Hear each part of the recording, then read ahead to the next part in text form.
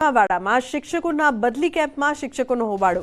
ગુજરાતભરમાંથી શિક્ષકો દૂર દૂરથી બદલી કેમ્પમાં આવ્યા છે। પોતાના વતનનો લાભ લેવા દૂર દૂરથી શિક્ષકો બદલી કેમ્પમાં વહેલી સવારથી આવી પહોંચ્યા હતા। જો કે જિલ્લા શિક્ષણ અધિકારી ન આવતા શિક્ષકોએ કર્યો છે હોબાળો। અગાઉ 15 દિવસ અગાઉ પણ બદલી કેમ્પ રાખવામાં આવ્યો હતો, પરંતુ મોકૂફ રાખતા શિક્ષકો નારાજ થયા હતા। આજે પણ શિક્ષકોનો બદલી કેમ્પ હોવાથી જિલ્લા શિક્ષણ અધિકારી ન આવતા શિક્ષકો નારાજ જોવા મળી રહ્યા છે। 19/11 રોજ અમારા જિલ્લામાં જિલ્લા ફેરબદલીનો કેમ્પ સમગ્ર ગુજરાતમાં જે રીતે ચાલુ થયેલો એ રીતે અમારા મહીસાગર જિલ્લામાં પણ ચાલુ કરવામાં આવ્યો હતો। એમાં 170 શિક્ષક મિત્રોના ઓર્ડરો એ કેમ્પમાં થયેલા હતા, પરંતુ કોર્ટ મેટલ થવાના કારણે આ જે સ્થગિત હતો એ આજરોજ નવેસરથી કોર્ટના આદેશ અનુસાર કેમ્પ ફરી ચાલુ કરવામાં આવ્યો છે। એમાં શિક્ષકો 25 થી 30 વર્ષથી બહારના જિલ્લામાં નોકરી કરતા હતા, પણ પોતાના વતનનો લાભ મળે એ હેતુથી ગુજરાત સરકારે આ કેમ્પ સમગ્ર ગુજરાતમાં યોજેલો એ પ્રમાણે અમારા જિલ્લામાં આજરોજ કોર્ટના આદેશ અનુસાર શરૂ કરવામાં આવ્યો છે। કોઈ હોબાળો નથી। 20/11/24ના રોજ જે ગુજરાત રાજ્ય સરકારે જે નિર્ણય લીધો એ પ્રમાણે જે સ્થગિત રહ્યો હતો કેમ્પ એ આજે કન્ટિન્યુ કર્યો છે।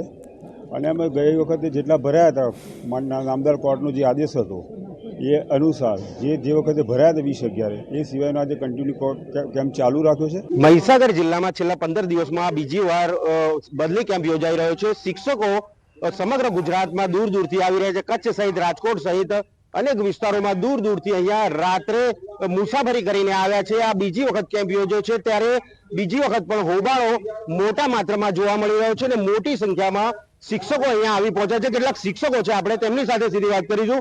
સાહેબ, સૌપ્રથમ તમારું નામ શું, ક્યાંથી આવો છો અને કઈ રીતના બદલી કેમ્પ યોજાયો છે, શું કહેશો?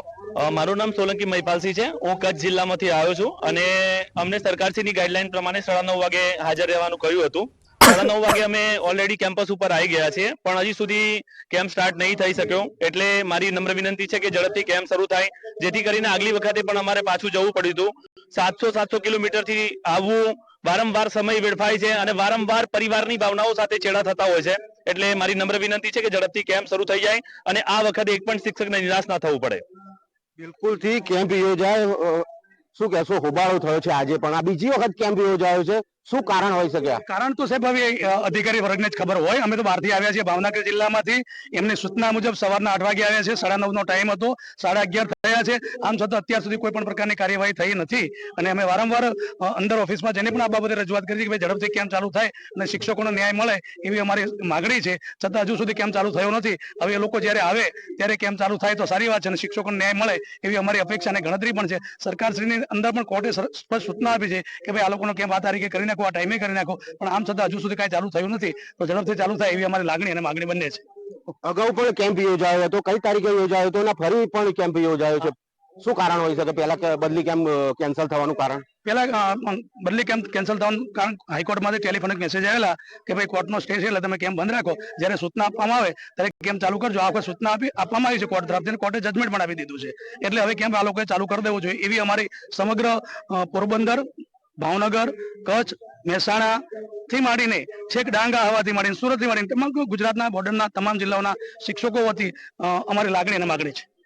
જી બિલકુલથી આ હતા શિક્ષકો કે જેઓ દૂર દૂરથી અહીંયા આવ્યા છે। ગુજરાતના ખૂણે ખૂણેથી અહીંયા શિક્ષકો પોતાના વતનનો લાભ લેવા માટે આવે છે, પરંતુ ક્યાંક ને ક્યાંક આ બીજી વખત બદલી કેમ્પ પર હોબાળો જોવા મળી રહ્યો છે।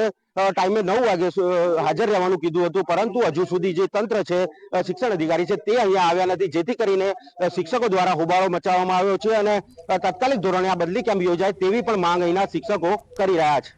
મિતેશ ભાટિયા, ન્યૂઝ 18 ગુજરાતી, મહીસાગર।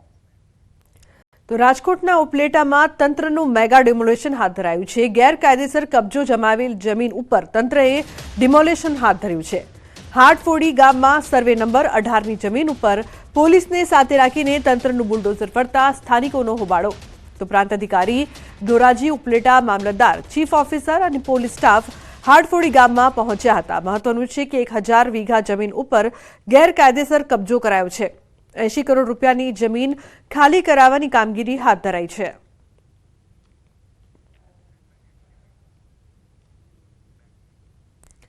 તો રાજ્યમાં ફરી એકવાર વાલીઓ અને વિદ્યાર્થીઓ લાઇનોમાં ઊભા રહેવા મજબૂર બન્યા છે.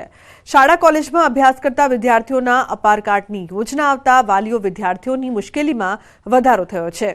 તેવામાં વડોદરાથી જે દ્રશ્યો સામે આવ્યા છે તે ખૂબ જ ચોંકાવનારા છે, જેમાં જોઈ શકાય છે કે 12 વાગ્યા સુધી અધિકારીઓ કચેરીમાં ન ફરકતા વાલી તથા વિદ્યાર્થીઓને કેટલી હાલાકી ભોગવવી પડી રહી છે. 3 થી 4 ધક્કા ખાધા છતાં કામ નથી થઈ રહ્યું. લોકો વહેલી સવારથી અહીં આવીને લાઇનમાં ઊભા રહે છે, તેમ છતાં તેમના કોઈ કામ નથી થઈ રહ્યા. સાંભળો તેમના જ મોઢેથી તેમની આપવીતીને. મિસ્ટેક માટે મને 4 થી 5 ધક્કા ખાવા પડ્યા છે. અને મારા 3 થી 4 ક્લાસીસ છૂટી ગયા છે. હું સવારે 9 વાગ્યાથી આવ્યો છું. 3 થી 4 ધક્કા ખાધા છે. મને કહે છે આ ડોક્યુમેન્ટ લઈ આવો, પેલું ડોક્યુમેન્ટ લઈ આવો.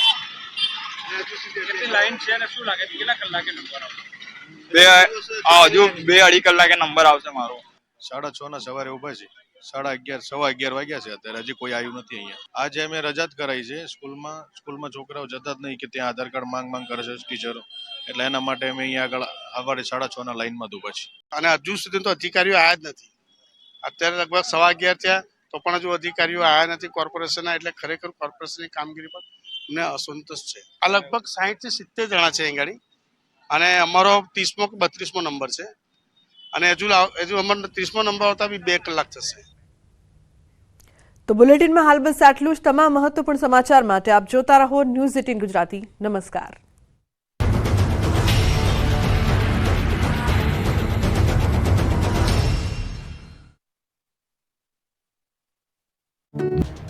ગીર સોમનાથના સૂત્રાપાડાના મોરડિયા ગામે નેશનલ હાઈવેની કામગીરીનો વિરોધ કરાયો. મોરડિયા ગામના લોકોએ રોડ પર ઉતરી કર્યો વિરોધ. નેશનલ હાઈવે બનતા સમગ્ર ગામ 2 ભાગમાં વહેંચાઈ જતા પુલની માંગ સાથે સ્થાનિકોએ વિરોધ કર્યો. નવીન રોડથી ગામના 2 ભાગલા પડતા શાળાના બાળકોને તમામ ગ્રામજનોને અવરજવર કરવામાં તકલીફ પડતી હોવાનો સ્થાનિકોએ આક્ષેપ કર્યો. અનેક રજૂઆત છતાં માંગ ન સંતોષાતા ગામ લોકોએ રોડ પર હોબાળો કર્યો. ગ્રામજનોને પોલીસે સમજાવવાનો પ્રયાસ કર્યો. નેશનલ હાઈવેનું કામ બંધ કરવા માંગ કરી. હાલ હાઈવેના કારણે ગામ 2 ભાગમાં વહેંચાઈ ગયું છે. શાળાના બાળકો સહિત લોકોને અવરજવર કરવામાં તકલીફ થઈ રહી છે. સત્તાધાર આપાગીગાના આશ્રમના મહંત વિજય બાપુ પર તેના જ ભાઈ અનેક આક્ષેપો લગાવતા ખળભળાટ મચી ગયો છે. મુખ્યમંત્રી સુધી ફરિયાદ કરી દેવામાં આવી છે, જેને લઈને વિવાદ વધુ વકરી રહ્યો છે. ત્યારે હવે મહંત વિજય બાપુના સમર્થનમાં સંતો, સમર્થકો અને નેતાઓ આવી ગયા છે. વિજય બાપુ પર લાગેલા આક્ષેપો પાયા વિહોણા છે તેવા દાવાઓ સાથે સમર્થકોમાં રોષ ફાટી નીકળ્યો છે.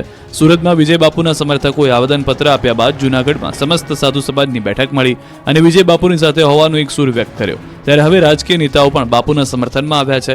કોંગ્રેસ નેતા અને ભાજપ નેતાઓ આવ્યા છે સમર્થનમાં. ધોરાજીના પૂર્વ એમએલએ લલિત વસોયાએ બાપુને ટેકો જાહેર કર્યો. રાજકોટ ભાજપ અગ્રણી અશોક ડાંગર પહોંચ્યા હતા સત્તાધાર. ત્યારે પૂર્વ ધારાસભ્ય લલિત વસોયાએ કહ્યું કે વિઘ્ન સંતોષીને તેમનો જવાબ મળશે. સંસ્થાને બદનામ કરવામાં આવે છે. બ્રહ્મલીન જગદીશ ભગત બાદ અનેક સાધુ સંતોની હાજરીમાં વિજય બાપુની ચાદરવિધિ કરવામાં આવી હતી. મહત્વનું છે કે ગઈકાલે અમરેલીના સાવરકુંડલાના પૂર્વ ધારાસભ્ય અને જિલ્લા કોંગ્રેસ પ્રમુખ પ્રતાપ દુધાતે કેન્દ્રીય ગૃહમંત્રીને પત્ર લખ્યો હતો. મહંત વિજય બાપુ પર પાયા વિહોણા અને કોઈ પણ પુરાવા વગરના ખોટા હોવાના દાવાઓ કરાયા. વધુમાં તેમણે પત્રમાં સમગ્ર મામલે સીબીઆઈ તપાસ કરીને વિજય બાપુ સામે પુરાવા વિના ખોટા આક્ષેપો કરનાર સામે કાર્યવાહી કરે તેવી માંગ કરી છે. ગુજરાતમાં ઠંડીએ બરાબરનો કહેર મચાવ્યો છે. અઠવાડિયાથી થરથર ગુજરાત ધ્રુજી રહ્યું છે. મોટાભાગના શહેરોમાં કાતલ ઠંડીથી તરખાટ મચી ગયો છે. સવારથી લઈને રાત સુધી ઉત્તર તરફથી આવતા બર્ફીલા પવનને કારણે ગુજરાત હિલ સ્ટેશન બની ગયું છે. શહેર ઠંડીનો પ્રકોપ યથાવત છે. 10 ડિગ્રીથી નીચે પારો ઉતરી ગયો છે. તો નલિયા 6.5 ડિગ્રી તાપમાન સાથે સૌથી ઠંડુ શહેર રહ્યું. તો અંબાજી મંદિર ખાતે 8.9 ડિગ્રી, ખંભાતમાં 9.5 ડિગ્રી, રાજકોટમાં 10.8 ડિગ્રી તાપમાન, અમદાવાદમાં 11.8 ડિગ્રી, ડીસામાં 11 ડિગ્રી તાપમાન નોંધાયું. હજુ પણ ઠંડીથી રાહત મળવાની નથી. હવામાન વિભાગે આગાહી કરી છે કે 5 દિવસ સુધી આટલી જ ઠંડી પડતી રહેશે. 5 દિવસ બાદ વાતાવરણમાં બદલાવ આવશે. તો કચ્છમાં 2 દિવસ